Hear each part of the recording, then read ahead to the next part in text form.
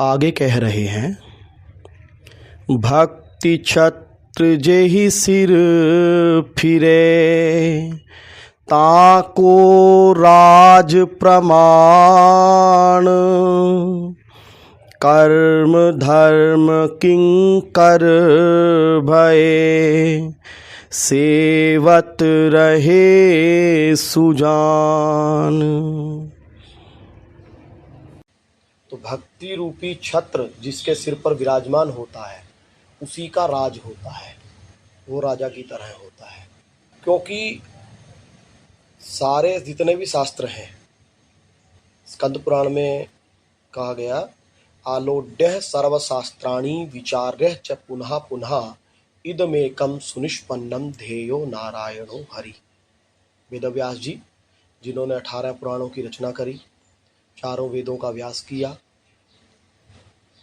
और वेदांत सूत्र बनाए, वो कह रहे हैं कि मैंने सर्व शास्त्रों का यानी सारे शास्त्र वेदों का बार बार आलोडन यानी बार बार उन पर विचार किया है, बार बार उनको चिंतन किया है उसका, और एक निष्कर्ष निकाला है कि क्या है उसमें, क्या है, इदमेकम सुनिष्पन्नम, मैंने एक निश्चय किया है, क्या, ध्येयो नारायणो हरि, ध्यान करना चाहिए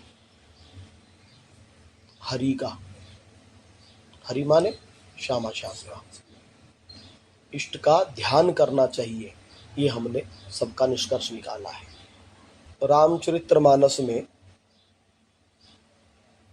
काकभुसुंडी जी ने गर्भ जी से कह रहे हैं, सबकर मत खग नायक एहा, करिय राम पद पंकज नेहा, जहाँ लगी साधन वेद बखानी, सबकर फल हरि भक्ति भवानी। कह रहे हैं कि सब जितने भी ऋषि हैं, मुनि हैं, बड़े बड़े नारद जी इत्यादि, है ना, या जितने भी भक्त हुए हैं, रसिक हुए हैं, सबका एक ही मत है, क्या, मत माने निश्चय, सबने एक ही निश्चय किया है, क्या, कि श्यामा श्याम के चरण कमलों में प्रेम करो। अर्थात जो भक्ति है वो सर्वोपरि तत्व है, तो फिर उसको करने का उपाय जानना चाहिए, भक्ति कैसे करनी है।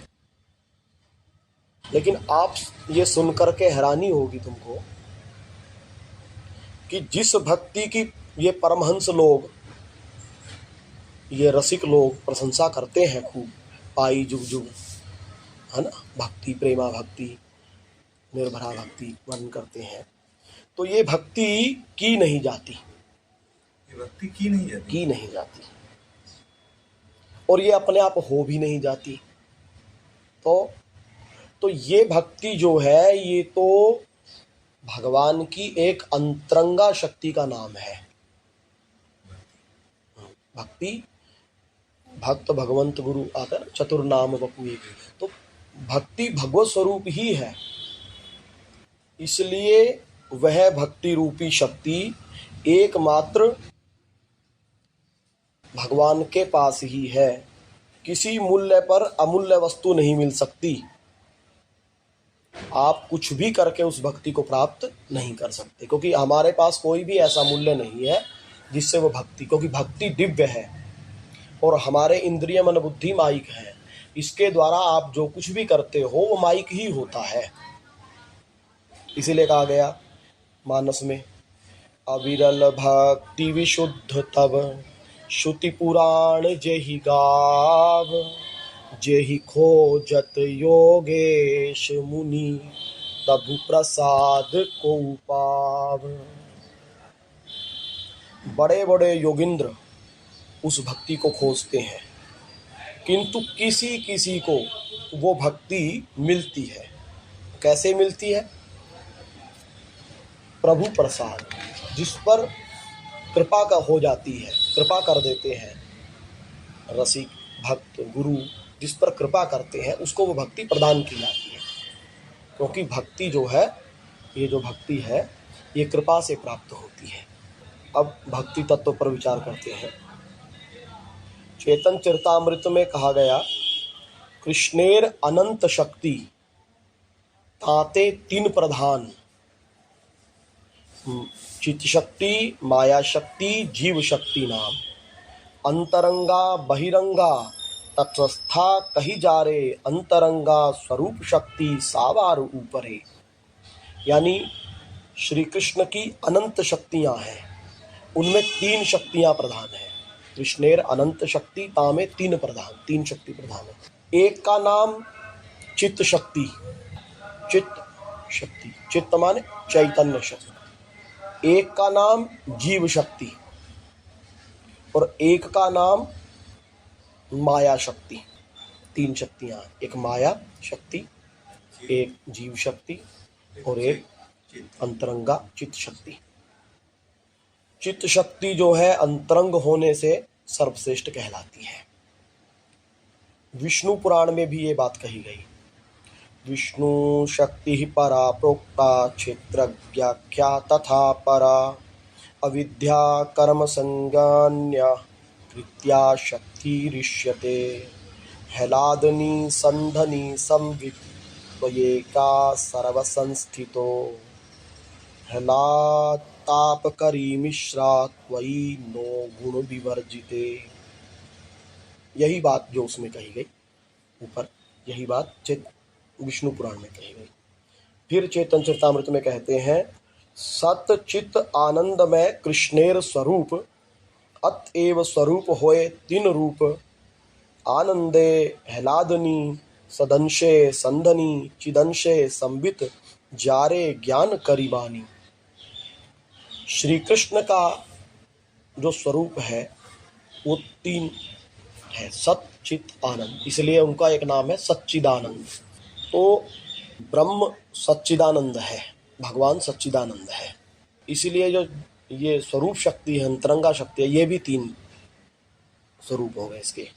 आनंद से आह्लादनी बनता है, आनंद का आह्लादनी शक्ति, और चित्त से संवित शक्ति बनती है, ज्ञान स्वरूप,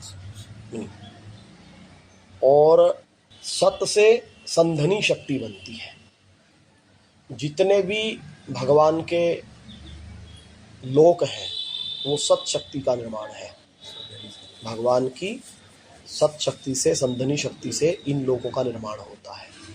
समस्त लोक जो कि होता है, मतलब एक दिन हुआ है ऐसा नहीं है, मतलब ये सत शक्ति से बने हैं, है ना। और जितना भी भगवान के पास ज्ञान है वो चित्त शक्ति, इसका संवित शक्ति का प्रचार है, और जो आनंद है वो आह्लादनी शक्ति का। भगवान इतने कार्य करते हुए भी आनंद में रहते हैं, किसके कारण? आह्लादनी शक्ति के कारण। इन तीनों में भी आह्लादनी शक्ति जो है वो सबसे मधुर शक्ति है।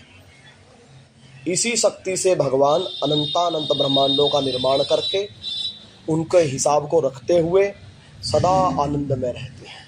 देखो, एक दो व्यक्ति भी हमारे साथ रहने लगे लगातार तो हम चिढ़ जाते हैं।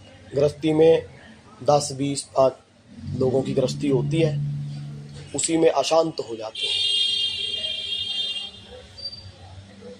स्त्री पति से, पति स्त्री से एक दिन में कई बार अशांत होते हैं। किंतु भगवान अनंता अनंत ब्रह्मांडों के प्रत्येक जीव के, अनंता अनंत जन्मों के, अनंता अनंत कर्मों का हिसाब रखते हैं। एक तो ब्रह्मांड अनंत, फिर उस ब्रह्मांड, एक एक ब्रह्मांड में जीव अनंत, फिर उन एक एक जीव के कर्म अनंत। तो इन सब का हिसाब भगवान रखते हैं और उन कर्मों का फल भी देते हैं, कब किसको क्या देना है, और एक भी गड़बड़ नहीं करते। तो इस प्रकार इतने कार्य करते हुए भी भगवान कभी अशांत नहीं होते। क्यों? आह्लादनी शक्ति के बल पर, आह्लादनी शक्ति के कारण भगवान विचलित नहीं होते। आह्लादनी शक्तिर परम सार तार प्रेम नाम। इस आह्लादनी शक्ति का भी जो परम सार है उसका नाम है प्रेम। अब प्रेम का फिर सार है, वो है स्नेह, फिर उसका भी सार है, वो है मान। स्नेह, प्रेम, स्नेह, मान, फिर प्रणय, उसका सार प्रणय। प्रणय मतलब प्रेम की एक अवस्था का नाम है। प्रेम गाढ़ा होता चला जाता है तो नाम पढ़ते हैं ये सब। ये प्रेम, स्नेह, मान, प्रणय, फिर राग, फिर अनुराग, फिर भाव, फिर महाभाव। महाभाव में दो कैटेगरी बन जाती है, एक रूढ़ महाभाव, एक अधिरूढ़ महाभाव। फिर अधिरूढ़ महाभाव में दो कैटेगरी बनती है। अधिरूढ़ महाभाव में मोहन और मादन, ये दो बनते हैं। मोहन और मादन। मादन और मादनख्य महाभाव जो है वही हित है। हित, उसी हित का अवतार है हरिवंश महाप्रभु। उस प्रकट, वो जो प्रेम है वही प्रकट होकर के महाप्रभु के रूप में यहाँ प्रकट हुआ है। प्रेमा भक्ति तक तो दास्य, सख्य, वात्सल्य सब भक्त जाते हैं। उसके बाद फिर कुछ दूर तक सख्य भक्त जाते हैं, फिर कुछ दूर तक वात्सल्य के भक्त जाते हैं, और भावावेश तक गोपियाँ जाती हैं। और फिर महाभाव में केवल जो सहचरी भावापन लोग हैं उन्हीं का प्रवेश है महाभाव में, प्रेम में। और मोहन जो भाव है वो केवल लालजू का और श्री जी दोनों का है। और मादनख्य महाभाव जो रस है वो केवल श्री जी की पर्सनल सीट है, वो लालजू को मिलता है श्री जी की कृपा से। उसके कारण लालजू सदा अधीन रहते हैं, प्रेम के अधीन है ना लालजू। प्रेम जिसके हृदय में थोड़ा सा भी प्रकट होता है तो प्रियतम उसके अधीन हो जाते हैं। उसी प्रेम का मूल स्रोत जो है, जहाँ से वो प्रेम प्रकट होता है, वो है किशोरी जी। एलादनी का सार प्रेम महाभाव नामा, और महाभाव हूँ को सार ठकुरानी श्यामा। जो महाभाव का भी सार है, अंतिम सार है, वो कौन है? वो ठकुरानी श्री श्यामा जी है। इसीलिए श्री कृष्ण सदा श्री जी के अधीन रहते हैं। जो ये प्रेम शक्ति है, सार तत्व है एलादनी का प्रेम। अब सोचिए, ईश्वर की समस्त शक्तियों में प्रधान तीन शक्तियां हैं, स्वरूप शक्ति, जीव शक्ति और माया शक्ति। उसमें भी प्रधान है स्वरूप शक्ति, और स्वरूप शक्ति में भी सच्चित आनंद, तीन शक्तियों में आनंद शक्ति प्रधान है। आनंद शक्ति जो है उसके भी सार है एलादनी, और उस एलादनी का भी सार है प्रेम। अब उसी प्रेम को कहते हैं भक्ति। एलादनी का जो सार है प्रेम, उस प्रेम को कहा जाता है भक्ति। वो जीव को प्राप्त होती है कृपा से, है ना।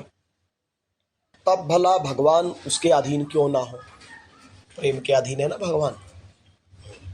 तो समस्त रसिक भगवान के सामने आने पर भी उनकी जो अंतरंग शक्ति है भक्ति, उसी को मांगते हैं कि मुझको भक्ति प्रदान करो।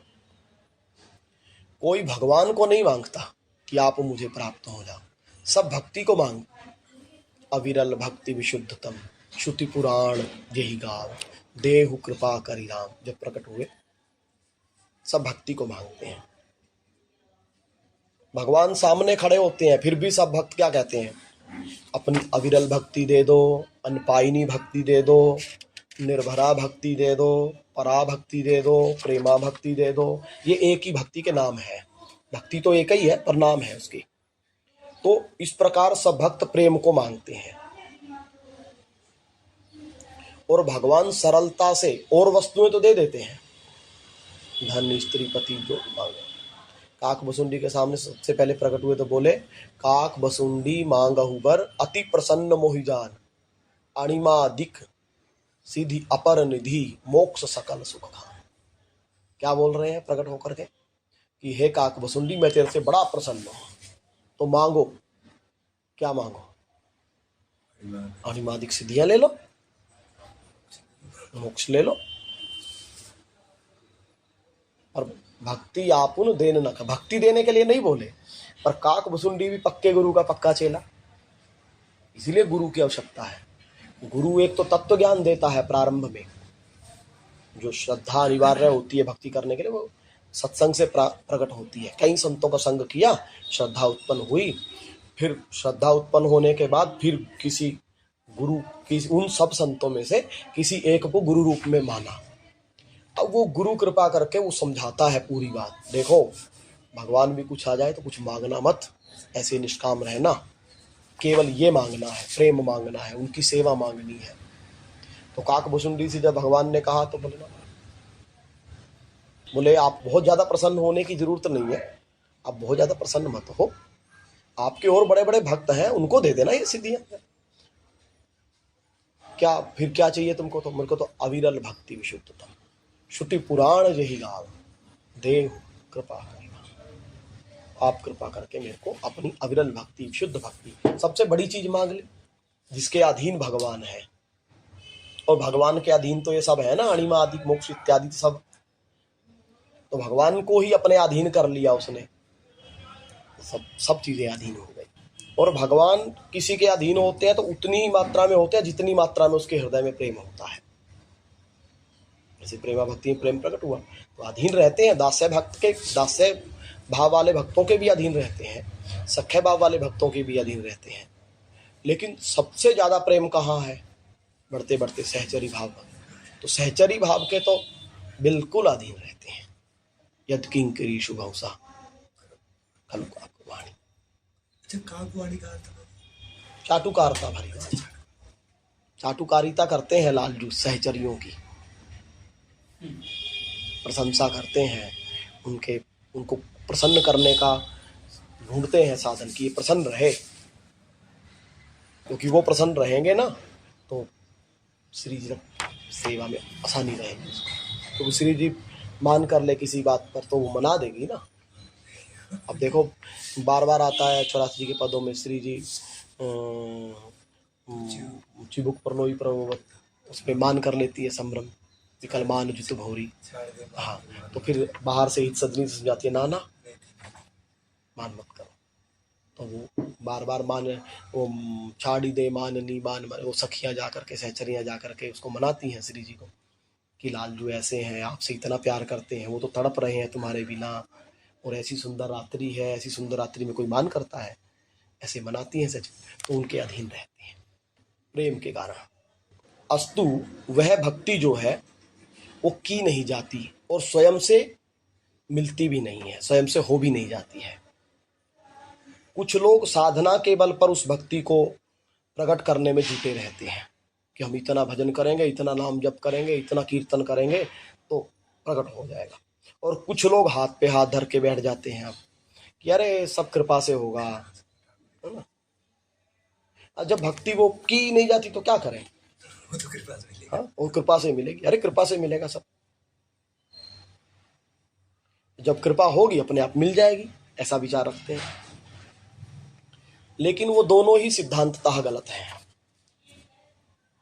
जो केवल कृपा के भरोसे बैठा रहता है, अरे कृपा होगी तो मिल जाएगा, अपना संसार में रचे पचे हैं, संसार के सब कार्य कर रहे हैं, और भक्ति के लिए सोचते हैं गुरु जी कृपा कर देंगे, भगवान कृपा कर देंगे तो मिल जाएगी।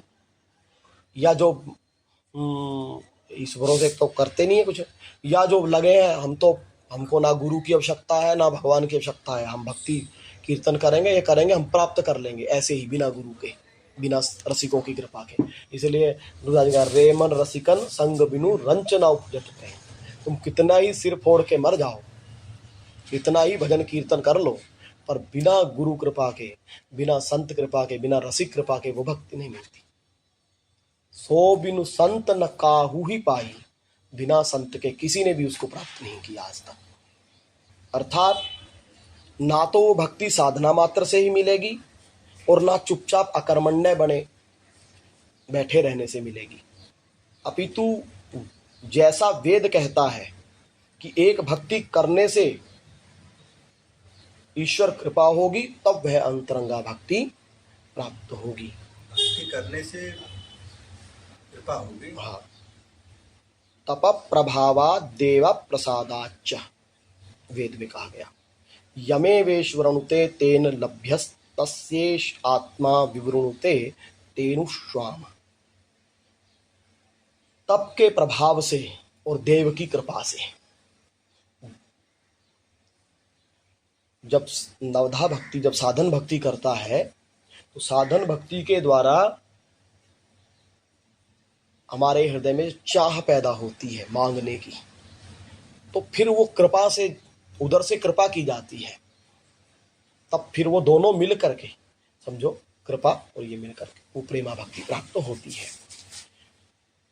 फिर कठोपनिषद में ये बात कही गई कि जिसको वो वर्ण कर लेते हैं, यमे वेश वृणते नायम आत्मा प्रवचनेन लभ्या न मेधया न बहुता श्रुतेन, ये वेद मंत्र है कि आत्मा माने भगवान की वो प्रेमा भक्ति, भगवान जो है वो बहुत प्रवचन सुनने से नहीं मिलते, व्याख्यान करने से नहीं मिलते, बहुत प्रवचन करने से नहीं मिलते, बहुत बुद्धिमान को नहीं मिलते। तो कैसे मिलते हैं पूछा गया आखिर में, तो बोले यमे वेश वृणते, वो जिसको वर्ण कर ले। राजा जिसको कह दे कि भैया हम इससे ब्याह करेंगे, वो रानी बन गई, तो जिसको वर्ण कर ले, है ना। अब वो वर्ण किसको करेंगे, कभी कोई नियम तो रहता है ना, राजा से थोड़ी कि हर एक कोई कारण रहता है। तो एक भक्ति तो हमको करनी है और एक भक्ति हमको कृपा से प्राप्त होगी। भागवत में कहा भक्ति संजातया भक्ति, भक्ति करने से भक्ति मिलती है। मन क्रम वचन छाड़ी चतुराई भजत ही कृपा करई रघुराई। मानस में मन क्रम और वचन के द्वारा जो चतुराई है, हमारी चालाकी है, जो उसको छोड़ करके जब भजन किया जाता है तब फिर वो कृपा होती है। चतुराई का तात्पर्य ऐसे अपने दिमाग, चतुराई माने कि चालाकी से नहीं, युक्ति से नहीं मिलती है, कृपा से। भक्ति माने क्या, एक लाइन में बोले तो शिशु बनी रो रो के मना प्रेम मांगना है साधना। साधना माने क्या, करुण पुकार करके हृदय से उनसे प्रेम की याचना करना, वो कृपा करके दे देंगे। पर याचना सच्ची हो, पुकार सच्ची हो, वो तो देने के लिए तैयार ही बैठे हैं। इसीलिए तो बार बार रसिक के रूप में अवतार लेते हैं, बार बार रसिकाचार्यों के रूप में आते हैं, है ना, बार बार अपने सेवकों को भेजते हैं कि जाओ भाई जीवों को तैयार करो। तो प्रेमा भक्ति देने के लिए तैयार ही बैठे हैं, लेकिन देते किसको है, जिसकी सच्ची भूख होती है ना, ये नियम है। तो सच्ची भूख कैसे बनेगी, सच्ची भूख बनेगी जब श्रवण कीर्तन स्मरण रूपी भक्ति की जाएगी। गुरु प्रदत्त जो उपासना है, जब हम वो करेंगे ठीक ठीक, तो फिर उससे एक चाह पैदा होगी, कामना पैदा होगी। तो फिर कामना पैदा होगी तो ठीक ठीक वस्तु, जब भूख होएगी तो ठीक ठीक मांगेगा, और मांगते सार वो वस्तु मिल जाएगी। तो भक्ति दो प्रकार की होगी, एक भक्ति वो जो हमको करनी है, एक भक्ति वो जो हमको प्राप्त होगी।